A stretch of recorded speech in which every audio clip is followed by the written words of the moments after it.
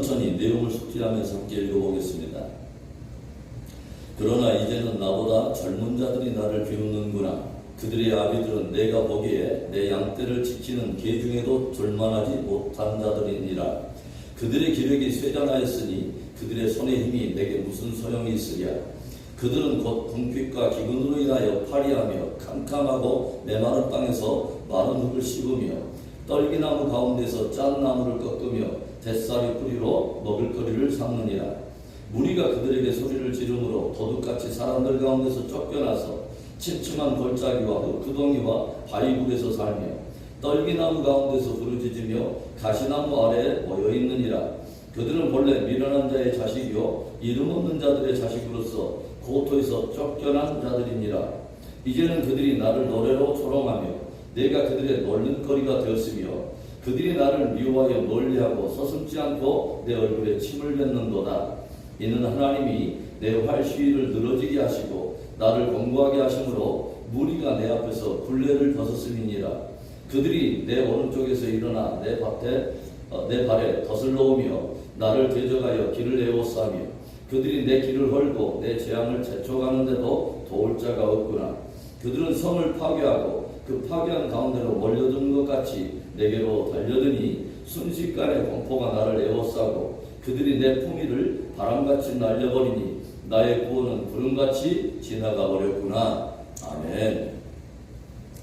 우리들이 불의한 세상 속에서 믿음을 지키고 의를 지키며 살아가는데 생각지 못한 고통과 미움과 환난을 받게 된다면 저와 여러분은 어떻게 해야 할까요?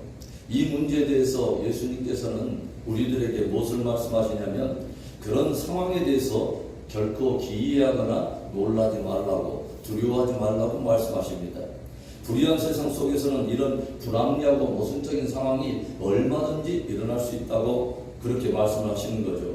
예수님께서는 다만 우리들에게 그 상황에만 반응하지 말고 믿음으로 반응함으로 말미암아 오히려 담대하라 라고 우리에게 도전하십니다. 요한복음 16장 33절 우리들이 너무도 잘 알고 있는 말씀이죠. 이것을 너희에게 이르는 것은 너희로 내 안에서 평안을 누리게 하려 함이라. 세상에서는 너희가 환난을 당하나 담대하라. 내가 세상을 이겼노라. 예수님은 세상 속에서 너희가 믿음과 의를 지키며 고통과 환난을 당할 수는 있지만 너희로 세상에서가 아니라 내 안에서 평안을 얻기를 원하노라.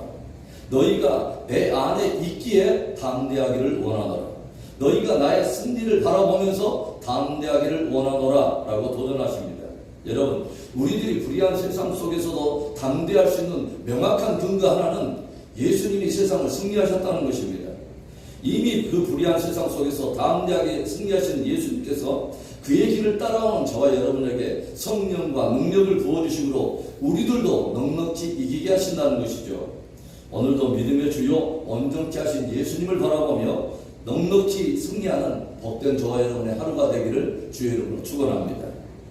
우리는 욥을 통해서 의인이 당하는 고난을 다루고 있어요. 말로는 이루 형용할 수 없는 고난을 당한 욥은 고난당하기 이전에 그 평안함과 또 형통함, 풍요한 은혜들을 회고하면서 그 모든 상황이 이제는 완전히 반전이 되어서 두려움과 비천함, 빈곤함이 찾아오게 되었다고 탄식하고 있습니다. 욥기 29장 1절부터 3절의 말씀은 욥이 풍자하여 이르되 나는 지난 세월과 하나님이 나를 보호하시던 때가 다시 오기를 원하노라. 그때는 그의 등불이 내 머리에 비추었고 내가 그의 빛을 힘입어 암흑 속에서도 걸어다녔느니라. 욥은 지난 삶 속에서 하나님이 나와 함께 하셨고 나를 보호하셨고 나를 지키셨던 그때를 그리워하면서 그 세월로 다시 돌아가기를 간절히 갈망하고 있다고 하는 거죠. 그때는 하나님께서 그 등불을 내 머리에 비춰주셨고 그분의 빛을 힘입어서 나는 흑암을 지나면서도 나는 오히려 빛 가운데 행하였노라 라고 고백하고 있습니다. 29장 5절에도 보시면 그때에는 전능자가 아직도 나와 함께 계셨으며 나의 젊은이들이 나를 둘러 있었으며 또 7절에도 그때에는 내가 나가서 성문에 이르기도 하며 내 자리를 거기에 마련하기도 하였느니라.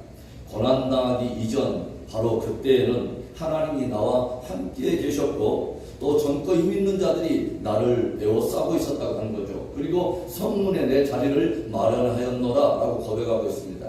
이스라엘 사회 가운데서 성문이 차지하고 있는 그 의미는 뭐냐면 모든 백성의 지도자들이 함께 모여서 행정을 논하는 자리고 대소사를 결정하는 그런 자리입니다. 그러니까 그때는 많은 젊은 자들이 오히려 함께 모여서 욥을 존경하였고 욥은 성문에 자기 자리를 지도자들과 함께 펼침으로 인해서 많은 백성들에게 존경을 받고 있었다고 하는 것입니다. 그런데 오늘 30장 1절에 욥이 무엇을 고백합니까? 그러나 이제는 나보다 젊은 자들이 나를 비웃는구나. 그들의 아비들은 내가 보기에 내 양떼를 지키는 개 중에도 둘만하지 못한 자들이니라. 고난당하기 전 바로 그때는 정기와 영광과 풍요가 나와 함께 있었는데 그러나 이제는 젊은 자들도 나를 비웃고 비천한 자들조차도 나를 조롱하는 그런 신세가 되었다고 하는 것입니다. 여러분, 왜 욥이 이런 고난에 지금 빠지게 된 것입니까? 우리는 의로운 욥이 당하는 이 고난의 그러한 모습 속에서 의로우신 예수님이 당한 그 고난의 한 일면을 그림자처럼 우리는 발견하게 돼요. 그렇다면 욥이 당한 고난과 예수님이 당한 고난의 공통점은 무엇일까요? 첫째로는 변심과 변절의 표적이 된 의인의 모습입니다. 즉 사람들의 변심과 사람들의 변절로 인해서 의인이 고난당하는 것을 우리가 발견하게 된다고 하는 것입니다.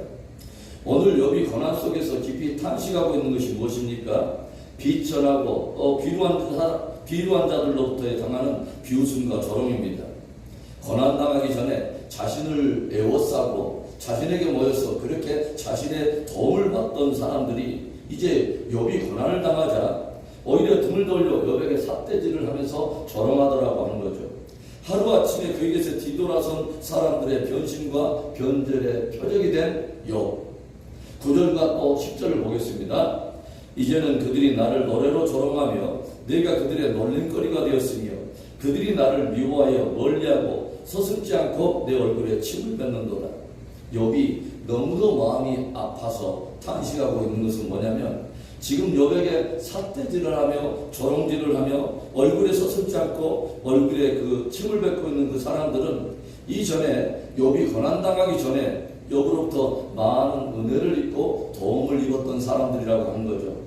자기의 양떼를 지키는 그 개 중에 둘 수도 없을 만큼 비천했던 그들에게 욥은 마음을 낮춰서 그들에게 도움을 주고 긍휼을 베풀고 마음을 주어서 그들을 먹이고 보호했었다고 하는 것입니다.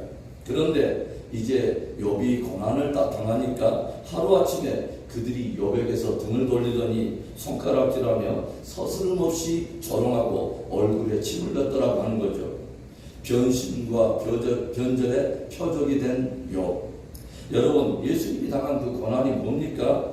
바로 사람들의 변심과 변절의 표적이 되어서 손가락질을 당하고 채찍질을 당하고 가시멸망 시움을 당하고 그리고 침뱉음을 당하며 뺨을 맞고 결국 십자가에 매달리신 것이 아니겠습니까?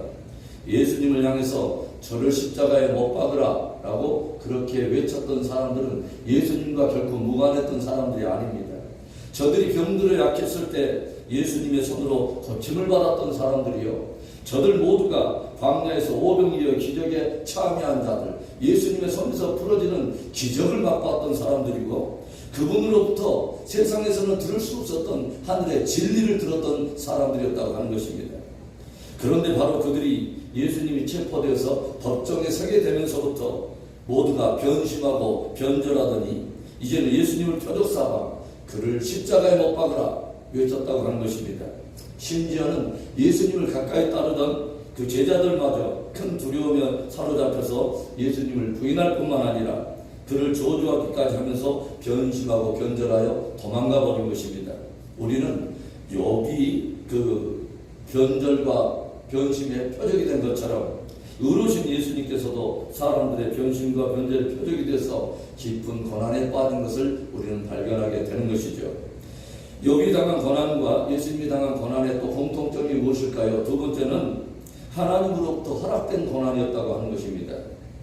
우리가 욥에게서 발견되는 놀라운 믿음의 관점은 무엇이냐면 눈앞에 펼쳐지는 앞에 펼쳐지는 그런 고난의 상황에 대해서 그 안에 담겨진 하나님의 뜻을 다 이해할 수는 없지만 욥은 무엇 하나를 절대로 신뢰하고 있냐면 그 고난조차도 그 고난 위에 계신 바로 하나님의 절대 주권을 신뢰하고 있다고 하는 거죠. 11절의 말씀, 이는 하나님이 내 활시위를 늘어지게 하시고 나를 건강하게 하심으로 무리가 내 앞에서 굴레를 벗었음이니라. 욥은 하나님이 자신의 활시위를 늘어지게 하셨고 자신의 활을 당기는 힘을 모두 다 빼앗아가 버렸다고 고백하고 있어요. 이것은 한때 힘차게 활시위를 당기던 힘을 하나님께서 내게 빼앗아 가심으로 내 활시위가 다 늘어지고 모든 힘이 내게서 다 떠나갔다고 하는 거죠. 그래서 예전에 나를 따르던 무리들도 이제는 모든 힘을 다 잃어버린 나를 오히려 이처럼 조롱하고 나를 이렇게 침뱉고 그렇게 나를 무시하는 멸시하는 이런 시점에 이르게 되었다고 하는 것입니다. 여러분, 예수님께서 고난 속에서도 분명히 인지하고 있었고 확신하고 있었던 것이 무엇입니까? 당신이 당하고 있는 이 현재적 고난이 하나님께서 허락하셨다는 사실과 하나님께서 이 고난을 통해서 하나님의 선한 뜻을 이루실 것이라고 하는 것에 대한 확신을 가지고 있었다고 하는 것입니다. 예수님께서 마지막 유월절이 다가올 때 제자들에게 무엇을 말씀하시냐면 내 때가 이르렀다 말씀하십니다. 이제 내 때가 이르렀다 말씀하시더니 또 무엇을 말씀하시냐면 이제 인자가 예루살렘에 올라가 많은 백성의 지도자들로부터 종교의 그 지도자들로부터 고난을 당하고 죽임을 당하고 사흘 만에 다시 일어나리라 라는 놀라운 말씀을 들려주시죠. 그런데 예수님으로부터 이 말씀을 들은 베드로가 오히려 예수님을 말려요. 주여, 절대로 그런 일이 주님께 미치지 않을 것이며 미쳐서도 안 될 것입니다. 이때 예수님께서 베드로를 강하게 질책하시죠. 사탄아, 내게서 물러서라. 사탄아, 내게서 물러서라. 너는 나를 넘어지게 하는 자로다. 너는 오히려 하나님의 일을 생각지 아니하고 사람의 일을 생각하는 거다.